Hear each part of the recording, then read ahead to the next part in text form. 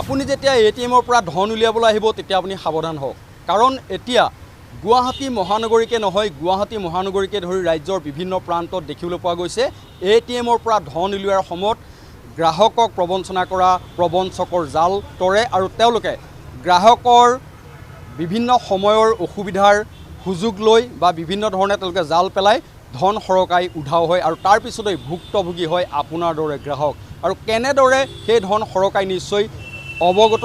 আপুনি যেতিয়া এটিএম মেচিনত আপোনাৰ এটিএম কাৰ্ড চুইপ কৰিব সেই সময়তেই অন্য এজন লোকে নিজৰ বুলি এখন কাৰ্ড পেলাই দিব পাৰে, এখন কাৰ্ড পেলাই দিয়ে তললৈ আৰু পেলাই দিয়াৰ পিছতে আপোনাক ক'ব পাৰে যে আপোনাৰ কাৰ্ডখন পৰিলে। তেতিয়া আপুনি যেতিয়াই তলত পৰা কাৰ্ডখন বুটলিবলৈ ল'ব সেই সময়তে আপুনি যিখন কাৰ্ড ব্যৱহাৰ কৰিছে উলিয়াই ল'ব মেচিনৰ পৰা।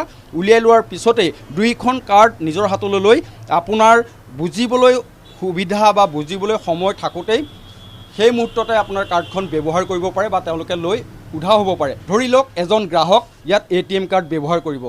আমাৰ লগত আছে সতীৰ্থ সাংবাদিক তপনে ক'ব কেনেদৰে ইয়াত এটিএম প্ৰবঞ্চকৰ জাল ইতিমধ্যে গুৱাহাটী মহানগৰীত আৰু বিভিন্ন ৰাজ্যৰ প্ৰান্তত আছে। যদি আমি চাওঁ যে যদি মই এজন গ্ৰাহক হিচাপে যদি মই এটিএম কাৰ্ডখন ইয়াত ভৰাবলৈ বিচাৰোঁ, ধৰক আপুনি সেই আন এজন প্ৰবঞ্চক আপুনি পিছফালে থিয় হৈ আছে আৰু সেই মুহূৰ্ততে যেতিয়া মই মোৰ কাৰ্ডখন ভৰালোঁ তেতিয়াই আচলতে বিশেষকৈ সজাগ হ'ব লাগিব প্ৰতিজন গ্ৰাহক, যাতে আমি যেতিয়া এটা ছিক্ৰেট কোড যেতিয়া ইয়াত দিম সেই ছিক্ৰেট কোডটো দিওঁতে সকলো আঁৰ কৰি বা ঢাকি লৈ পেলাই আপুনি ছিক্ৰেট কোডটো দিব লাগে, যাতে সেই পিছফালে থিয় হৈ থকা প্ৰবঞ্চকজনে আপোনাক দেখা নাপায় বা আপোনাৰ ছিক্ৰেট কোডটো তেওঁলোকে দেখা নাপায়, আৰু যাৰ বাবে তেওঁলোকে আপোনাৰ যি ধন আপোনাৰ অতি কষ্টৰ ধন তেওঁলোকে যাতে প্ৰবঞ্চনাৰ যিখন জাল পেলায় সেই জাল পেলাই প্ৰবঞ্চনাৰ জালেৰে যাতে সেই টকাখিনি উলিয়াই আনিব নোৱাৰে। মোৰ পিছত আপুনি যিদৰে আছে তেনেকৈ তেওঁলোক থাকে আৰু তেওঁলোকে এই গোটেই প্ৰবঞ্চনাৰ জালখন পেলায় আৰু তেনেদৰে তেওঁলোকে এটিএমৰ পৰা তেওঁলোকে সাধাৰণ যিসকল গ্ৰাহক থাকে সেই গ্ৰাহকসকলক তেওঁলোকে প্ৰবঞ্চনাৰ এখন জাল পেলাই তেওঁলোকৰ যিসমূহ ধন সেই ধনসমূহ লৈ যায়।